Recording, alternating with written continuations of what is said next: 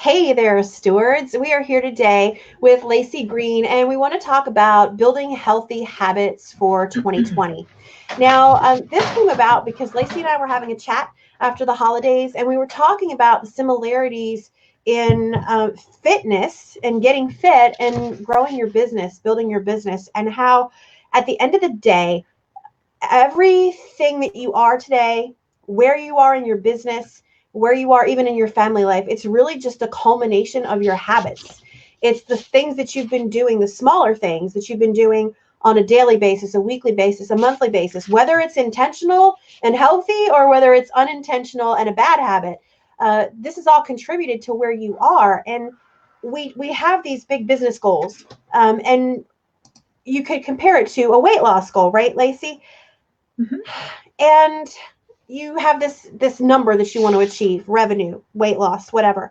And the bottom line is, at the end of the day, if you don't have those healthy habits as a foundation to get you to that goal, you're not going to make it, because you can't institute a lot of big overwhelming change all at one time and have it be successful. And I think that's why we see so many people start out the new year with all these resolutions, things they're going to change. And even if you just have 3 resolutions, right?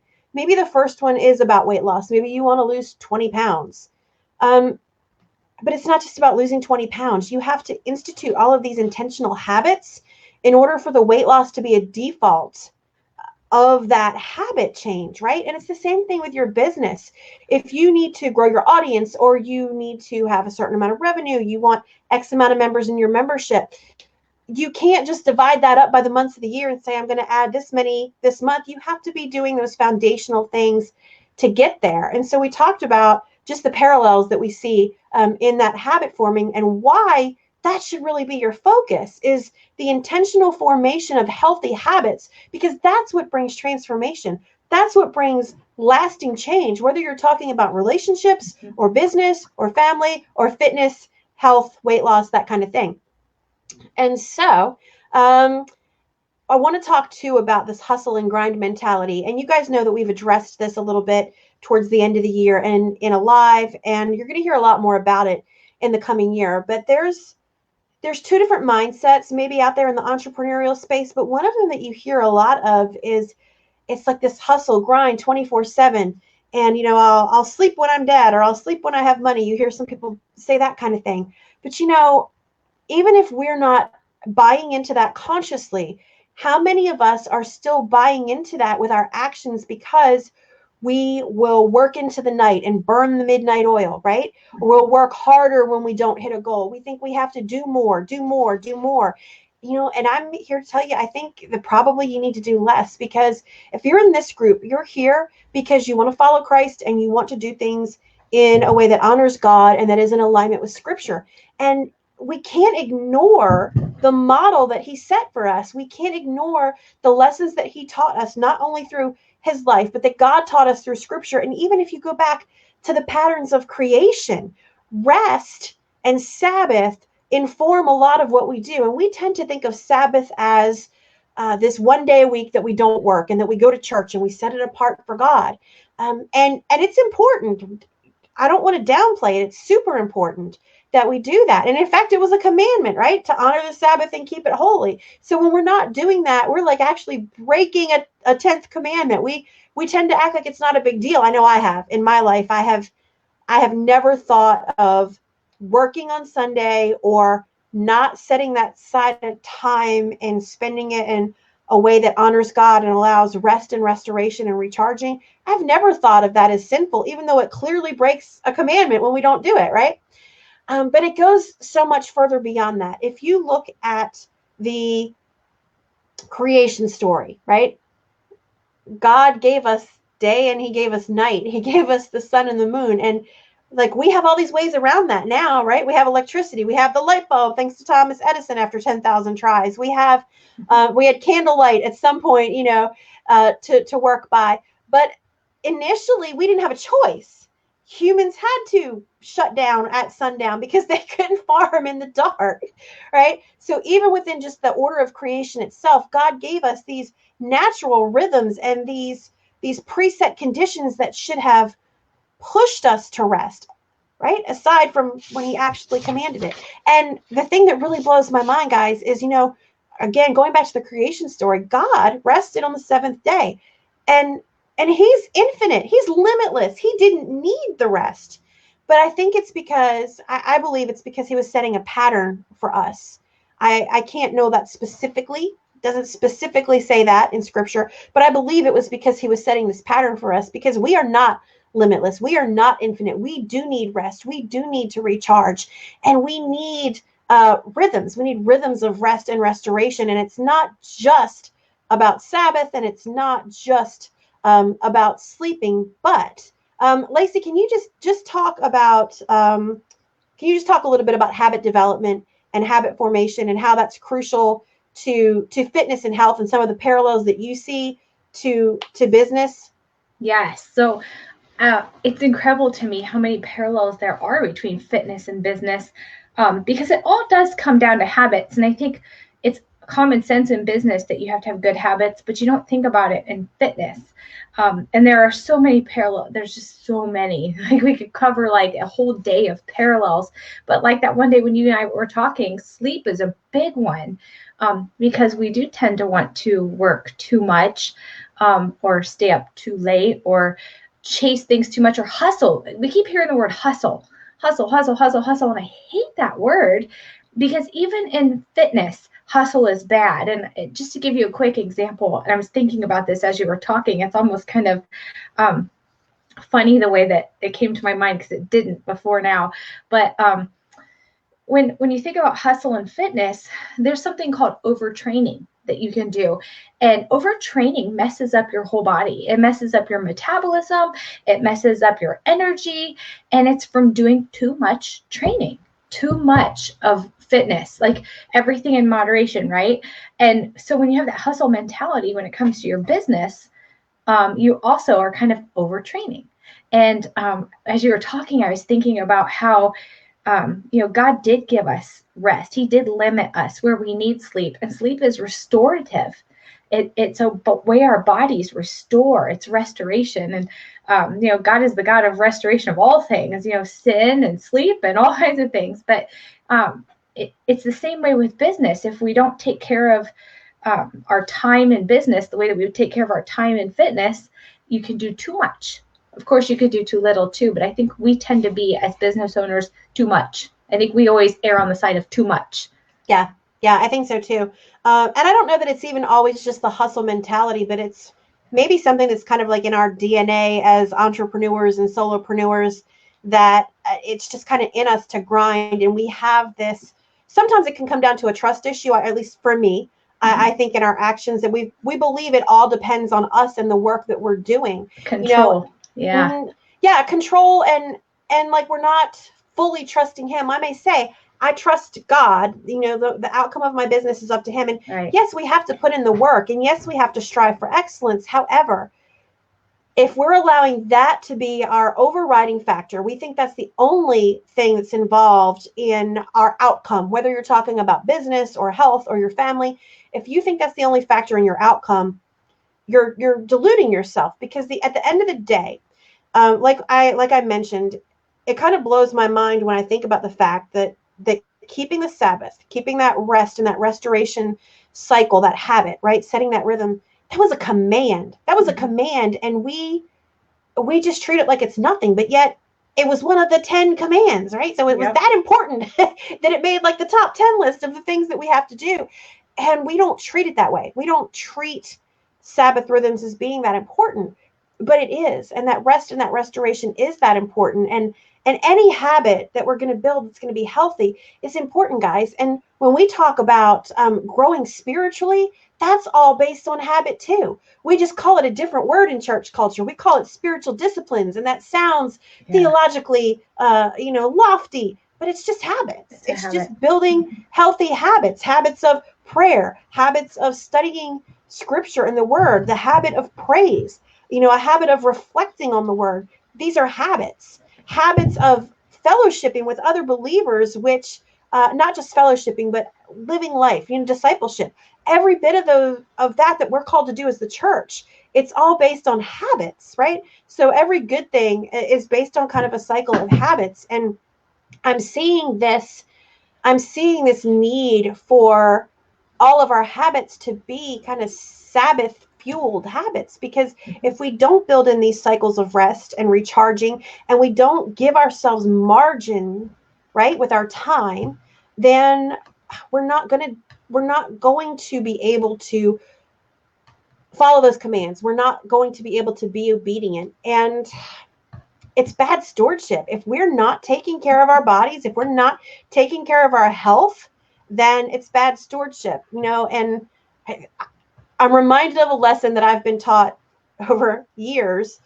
When I get sick, one of the first things I want to do is the first day that I feel a little bit better, I jump up and I am to the wall all day long, doing all the things, trying to operate at normal pace. And what happens? I relapse, right? And so this last sickness that I had over Christmas and New Year's, it's like 19 days, guys, 19 days. But I rested after the family all left from Christmas. I rested, and this time, you know, I didn't relapse after I finally started to feel better. But that's been really hard for me, and I suspect that it's really hard for most of us in this group because of the way that we're wired as entrepreneurs, right? I suspect that a lot of us struggle with that. And so Lacey and I were having this conversation. I asked her if she would come on and share with us, because Lacey, I'm going to let her give you her list of qualifications. She knows a lot of stuff, but I'm going to let her give you her list of qualifications. And then we're going to start talking about just sleep and the actual physical rest and what we need to be doing in terms of that to take care of our health. Because if we're not taking care of our health, we're not going to be at our best for our families, for our businesses, for anything else. And when we burn that midnight oil and we stay up till 3 a.m. working on a project, we think we're making headway. We're not, because we're working at a diminished capacity. We're not doing ourselves any favors. So Lacey, if you would start by giving us your background, and then I'm going to jump into a couple of questions to kind of kick us off, if that's all right.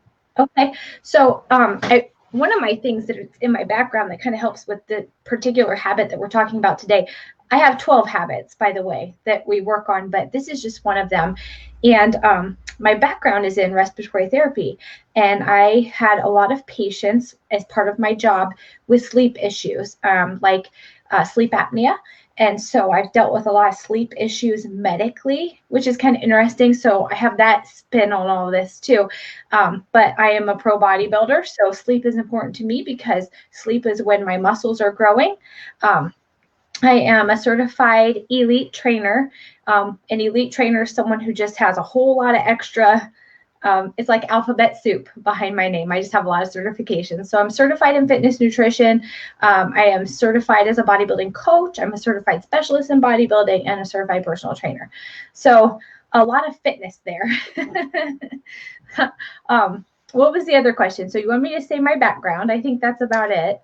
Oh yeah. So I just wanted people to get an idea of where your expertise comes into this and why you know so much about it. And so the first question I really have for you is, how much sleep do we need as adults? And is there a difference? I hear often that there's a difference for women versus men. How true is that? Okay, so interestingly enough, the younger you are, the more sleep that you need. So that's kind of the first thing. Fortunately, once you hit age 18, it's recommended, whether you're male or female, to get 7.5 to 9 hours of sleep if you are a healthy adult. That means, a lot of underlying health conditions can require you to need more sleep.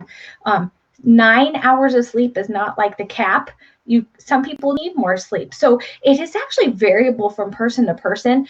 And I really like that, because when you tell someone you should be getting 7.5 to 9 hours, there are people out there who literally say, okay, well, I got 8 hours of sleep. I'm right in the middle. I should be okay. And that's not the case for everybody. As we know, God created us all quite individually.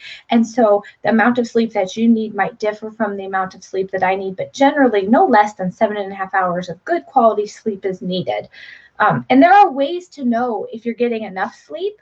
One of the big ones is, Are you running for the coffee all day? Or are you looking for caffeine all day? That's usually an indication that maybe you need a little bit more sleep if you're needing caffeine to help keep you going. Now, I am the first one to say I'm quite guilty of that. I definitely could always improve my sleep because I tend to run for the caffeine, but low energy would be one way you could tell. So if you just kind of feel like you don't have a lot of energy, you might need more sleep. And a lot of times, especially for women, this is where you might hear the difference between men and women. Sorry, guys, if there's guys watching this, we got to talk about the menstrual cycle just for a moment. During those times of the month, a woman does have lower energy because of the things going on in her body. So she may need more sleep than usual. So it isn't a general rule that you need 7.5 to 9 hours of sleep all the time. You might need for a certain part of the month more sleep and then another part less. So it basically is just going with the flow of how you're feeling. Are you needing more caffeine? Do you have low energy? Are you having trouble with your memory? You will have memory problems if you're tired. And then alertness. How alert are you? Are you walking around yawning? Do you feel like you're in a fog? Those are times when you would know that you probably do need a little bit more sleep. So what about people? I'm just going to go ahead and tell you, my husband, he constantly functions on about 6 hours of sleep. He does better if he gets a little more, but he can function on 6, and he says he's good on 6. Right. Is he really? Okay, so this is neat that you said that, because I was just getting ready to say, most people sleep as much as they need. Basically what you said, what they need to function. But is he functioning optimally? People don't get as much sleep as they should. They get what they need. It's kind of like that bare minimum. I got exactly what I need to kind of struggle through the day. But if he gets more sleep, he probably could actually optimize like how his performance is throughout the day and his thinking and his cognition and things like that. So lots and lots of people, most people are guilty of getting enough sleep that they need, but not that they should. So then let's talk about those of us who might have bought into this, the hustle and grind mentality, who may be up really, really late working on something. And I've heard so many of my creative friends that are authors or some other form of artist, who talk about getting in this creative zone where they can't stop themselves, or they'll stop the momentum they have, and they'll work through the night sometimes. I know some musicians who do that, or some authors, or I even have some friends who have that more creative bent, but are in business, who might stay up working on something until 3 a.m. Right. But then you read the reports and you read the studies on how sleep deprivation or insufficient sleep, even if I'm not sure what that distinction would be between deprivation and insufficient sleep, but that's just as dangerous, if not more dangerous, than drunk driving. So help us get a grasp on all of that. Okay, so there's a time for everything. So if someone feels like their cognition is good and they aren't relying on caffeine to do that artistically, because I do understand when you say that, I relate to that because I've been there. You just kind of know if you can make it through a night and work it, just keep going, but not as a routine. You wouldn't want to do that multiple times, or stay up all day, all night, and then sleep 4 hours and then get up. And then, you do want to kind of let your body rest after something like that. There are times when maybe we're a little more creative and we feel good and we think we can keep going. But doing that long term or repeatedly is whenever it causes really big problems with cognition and your ability to cope with stress. And you can tell, when someone's tired and they're grumpy and they don't deal so well with stress and things like that. So I think short, in little bursts of life and different seasons of life when you're working on different things, maybe then, but not routinely. So it's almost like when you are working on physical fitness and it doesn't torpedo you to have a donut maybe once a week, but if you had that donut every day, you would totally torpedo yourself. Yes. Yep. That's a good analogy. Can you talk to us about, because you mentioned earlier, you said something about good quality sleep. Can you talk to us about what that sleep quality, what does that really mean and why does it matter? Yes. Okay. So I know that at a basic level, everybody kind of learns the stages of sleep. I think everybody's familiar with the term REM sleep. That's rapid eye movement sleep. And that is when our bodies are in our deepest sleep. That's also our dream sleep when we're dreaming. And that is when our body is getting the most restoration. Like it is the best for our body to be in REM sleep. It takes about 90 minutes to get there once you fall asleep. Our body actually goes through different phases of sleep, 3 phases of sleep. And the first one is like a transition. And that's kind of when a lot of times you're easily able to wake up. A great example just popped in my head. I was just falling asleep last night and my little guy came in my room and laid his hand on me and scared me to death. Well, I was awake, I could wake right up because I was in that first, transition. We like that stage because we're starting to fall asleep, but we're still kind of aware of things. And I think that's one of the most beautiful things about sleep, is that we're so vulnerable. I mean, that's when we know God is taking care of us because we can't do anything. We are out. Our parasympathetic nervous system shuts down. Everything slows down. We are not aware of what's going on. We get in this deep sleep, almost like a paralysis kind of. So as we're headed into stage 2, it's still light. We're not quite there yet. And stage 3 is that deep sleep headed into that REM sleep. Once you get there, you're getting quality sleep. That's when your body's healing, restorative things are happening there. It is harder to wake you up at that point. You wouldn't necessarily want to be woke at that point because you want to make it through that whole phase of sleep, and you kind of bounce between a stage 3 of deep sleep and REM sleep all night long until morning, and then you start that waking process. And it's a slow waking process that you have, but each stage is important. But staying in those last 2 stages, that 3 and the REM sleep, is so important. The longer you're in that stage, the better. So that's why the longevity of sleep is important. So how you talked earlier about how you know if you're not getting enough sleep, right? Uh-huh. And it's like, I actually am not a caffeine person. I don't run for the caffeine. I never have. I do like herbal tea all day long. Okay. So I can't really relate to the caffeine race, but how would we know if we're getting good quality sleep? Because it's funny, we just over Christmas had a conversation with my son. We're really trying to encourage him to go get a sleep study done because he is just always so exhausted. And I'm like, Sean, you snore like I can't even tell you. Like, yes. We can hear him on the bottom floor if he's sleeping on the top floor, through doors, over TVs. I'm like, when you're snoring like that, you're probably on the verge of sleep apnea. You're not sleeping good. Right. So we suspect that. Okay, let's say you don't know that. What are your clues that you're not getting quality sleep? Okay, definitely just feeling that haziness. Another, right off the bat though, an initial one is that, have you ever noticed that, let's say you go on vacation and you want to sleep in and your body just wakes up at a normal time? That's good sleep. That means your body's in a rhythm, and that's good. If you have to wake up every day to an alarm clock and you struggle to get up to that alarm clock, you're not getting quality sleep. That's a first sign right there. That's a big one. So if you're just waking up good, even before your alarm clock, if you set one, you probably got quality sleep. Your body said, okay, I'm ready to go. And you know that you're good to go. But if you're really struggling, you know that you did not get quality sleep. Another way to tell is just like feeling in a fog. You know what that feels like when you're just kind of like dragging. You're like, I can't think. I don't want to think. Also, your attitude is a great indication. We're grumpy when we're tired. So, if you feel a little snappier than usual, or maybe something gets said that affects you differently than what normally it would, and you go, that's weird. Why did I react like that? You're probably tired. You probably aren't getting good quality sleep.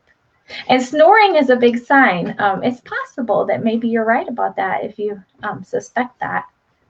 So when you have really nasty, snappy, grumpy sons or teenagers, they're just not getting good sleep. That's probably a big part of it. Like Sean is, if he wakes up and comes down on his own, it's okay. If somebody else wakes him up, he is a person you do not want to be around for 10 to 15 minutes. That probably means his body wasn't ready yet. You need to. So with kids and even adults, it can be tricky because sometimes we're bound by a schedule. He has to go to school maybe, or we have to go to work or things like that. Yeah. So that, how do you solve that? You have to go to bed earlier. And that's so hard for people sometimes because maybe we don't feel like we're done for the day. And that's where the discipline comes in. That's whenever you have to surrender and say, I am limited. I'm going to choose to stop what I'm doing right now because it's in my best interest to get this rest that God ordained for me to have. Right. So usually it's an earlier bedtime. So I've noticed that at different periods of time, if I have not been working out and then I get back into that habit of working out regularly, that tends to improve my quality of sleep. Yes. And the way that I can tell is just because I sleep better. Like I don't wake up 1,500 times a night like I was doing for a while. And I think for me, you know, I'm 45. I think it was a hormonal thing. I was just waking up so much during the night that I wasn't getting, I guess, based on your explanation, I wasn't really getting that stage 3 and REM sleep because I kept waking up too much. Right. And so when I got back into the habit of working out and exercising, that improved my sleep quality. But I also noticed I started taking a magnesium supplement recently. And I noticed that once I started taking that, my sleep quality improved even more. I don't even know how to explain it other than that I felt like I had just gotten good sleep when I woke up. Like I don't know if you ever have that sense of, oh man, I slept so good. Yes. And that's how I have felt since I started the magnesium. So what effect, if any, does magnesium actually have on our sleep quality? And are there any other supplements that we should be worried about? Like what advice would you have in that arena towards helping us with healthy sleep habits? Okay, so the first thing you mentioned was exercise. I have 3 things that help you sleep better. And the first one deals with nutrition and exercise habits. So, and we do that in my habit coaching. But if you're exercising, you will probably sleep better because what you're doing is physical fitness changes our hormone levels. It wears us out. We get that deeper sleep because we go through that whole phase of, different hormones that are activated when we exercise, and then we essentially wear ourselves out. So yes, routine exercise will help you sleep better for sure. I wear my Apple Watch to bed every night. And I track my sleep, and I get all kinds of notifications all the time about you exercised such and such minutes yesterday, and your sleep quality was this % better. And it's just kind of neat to see that it really does help you sleep better. And then magnesium. Magnesium is incredible. It's a mineral. It is found in foods. So with magnesium, we do get it by eating our foods, and it is a supplement. And so one thing I do want to say about supplements is supplements are meant to be taken when there's a deficiency in our diet. So if you are not getting enough magnesium through your diet, then you would probably want to supplement it and take it right before bed. I take magnesium every night before bed just to help with that sleep. And it does make me feel more tired, and it definitely helps me feel more restored in the morning. You can eat magnesium if you don't want to take the pills. It's in foods. It's in, the first thing is dark chocolate. So I had a registered dietitian once tell me that if I ate one of the little Dove dark chocolates before bed, that would help. So that's kind of a fun way to get magnesium and a great excuse to eat dark chocolate. It's in avocados. It's in nuts. It's in tofu. I don't know if there's any tofu eaters out there, but it's in tofu. It's in whole grains. So if you're eating those things, you may not even need to supplement it, but you can just be a little bit more aware of maybe trying to fit those things into your diet if you don't want to supplement it, especially the dark chocolate, right? 350 milligrams a day is safe. Now, if you're going to supplement it, you have to remember, am I taking it through my food, or am I eating it? So if you think you might be getting it enough, you can't really overdose on it, but it becomes really expensive urine if you're taking a magnesium supplement and you're eating enough magnesium during the day. So make yourself kind of aware of how much you're getting in your diet. One other way that magnesium really specifically helps you sleep is I think we've all heard of melatonin. Magnesium activates melatonin. It's a natural hormone in our body. Magnesium helps activate that, and melatonin regulates our sleep and our alertness. So that's really how it helps at the core, is by just messing with that melatonin a little bit. And it's safe to take. I'm glad you brought that up. So what about people, I know people who are pretty dependent on melatonin to get to sleep. My dad, when he was here at Christmas, has been taking that, and he doesn't get to sleep without it. Right. And I'm not sure what his issue might be in terms of there may be a deficiency. But if you are a person who's doing that, is there any harm in taking a melatonin supplement to sleep, or is that okay? No. So safe long term, no big deal. Yep. Cool beans. Yeah, that's a nice thing about those. They're supplements that are minerals and naturally occurring, so they're safe. Okay. So what can we do? What's the best advice that you could give us if we want to intentionally cultivate healthy sleep habits in our life so that we can be at our best and so that we can be good stewards of our health and get our maximum performance and maximum restoration? Sure. So I'm going to give you a quick 3 things, like overview of how to sleep better. And then at the end, if you shoot me your email, I can send you a whole infographic that goes a little deeper into detail. But the first thing would be pay attention to what you're eating and your exercise. You wouldn't want caffeine several hours before bed. Another thing is, if you tend to be somebody like me who gets up to potty in the middle of the night, maybe there's a cutoff time, like we're little children, a cutoff time where we stop drinking fluids, because you don't want your sleep disrupted by having to get up and use the restroom, because you're breaking that cycle. So if you notice that's happening every night, maybe make yourself a little bit more aware of, gosh, maybe I should stop drinking liquids at this amount of time or that amount of time. Another good one is to keep your bedroom for sleep. That's a big one. Are there other things you do in your bedroom? Like, we don't watch TV in our bedroom. I shouldn't say we. My husband does. I do not. That room is for sleep. It's specifically for sleep. I don't like to look at my phone when I'm in bed. There's a whole big thing about the light on your phone and how it messes up your rhythm in your body, your sleep rhythm. So that's a big one to look into. The temperature of your bedroom, keep it cool. Keeping it cooler helps you sleep a little bit better. Trying to think of what else. Goodness, there's so many things. And when I talked to you earlier, there was something I was going to go through. Oh yeah, create a sleep routine. That's what it was. There's so many things. When I do my coaching with people, everybody's so individual, so we find what works for them. But in general, most people benefit greatly from creating a sleep routine. And we do this for our children, and it works for us too. We should do this as well. So you choose a time that works for you based on giving you that optimal 7.5 to 9 hours of sleep. Start there and count backwards from whatever time you're going to get up, and then give yourself an hour before that. And say, at this time, I'm going to start my sleep routine. And that could be whatever you want it to be. Mine is that I stop looking at my phone at that time. That's first thing. I do not look at my phone anymore. So set your alarm clock right then if you have to, if you use your phone for that. I wash my face. I prepare the food for the morning. I always have my breakfast ready to go. I lay out my vitamins for the morning. I take my vitamins for the night, brush my teeth. There's a whole routine. So you create your own routine and keep it consistent. Do it the same every single night. And eventually that's your body's way of just knowing, okay, we're getting ready for bed. And after a few weeks, you'll start feeling tired. You'll be ready to go to bed because your body understands the pattern that you've created. So that's an easy one for everybody to do. Okay.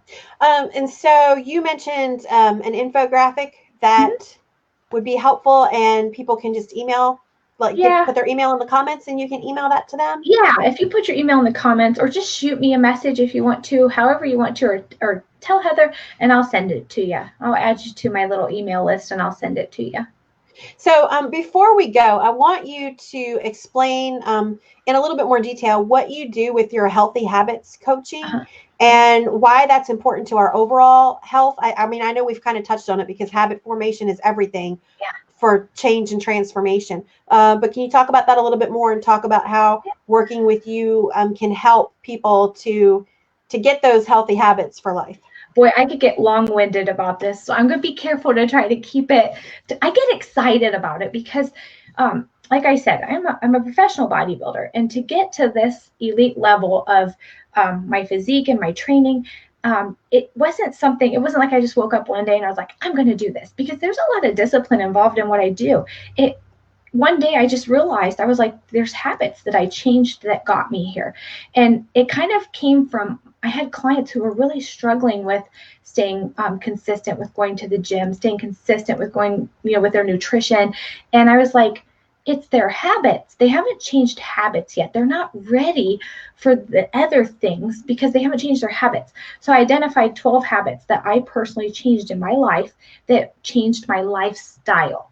And I think before you can really dive into a really heavy fitness program, you have to really address these 12 habits first, because you want to prepare yourself to do the more difficult things. And so there's 12 very simple habits that I take my clients through 2 weeks at a time, because we don't want to do too much at once. So it takes about 6 months to get through all of them, because you do have to do it little by little. So the first week you get a habit and a challenge, and then the second week we're still working on that habit together, but we're adding some information. I like to educate. Why are we doing it this way? Why is this habit important? How can I do this better? Sometimes we'll talk about, for instance, say it was sleep. Everybody's an individual. So we just talk about, what are your sleep struggles? How can we address that? And, here's a way we can change that. We make them little and we build off of them. And then ultimately, once those are all done, first thing people will have is weight loss that they can't even believe, because we didn't track anything. We just changed our habits. But then they feel better. And I always say, I help women look, feel, and perform their best using habit changes. And it's women, predominantly women. Sorry, guys. Yeah, what Lacey has shared with us about sleep will help you no matter who you are, but she does only coach women. And, that's really fitting in with our, what, we have a comment that I think I've totally missed. Oh, Jennifer just says she takes magnesium at night too. So she's already on the magnesium train. # team magnesium. Team magnesium. But so anyway, just in alignment with like that biblical perspective of, something as personal as fitness and as intimate as that's really not something, Lacey really wanted to just be coaching other women in that. And we feel like that's the biblical perspective. I feel like I can business coach anyone, but I see I might be moving kind of more towards that as well, just because I've just often thought of the,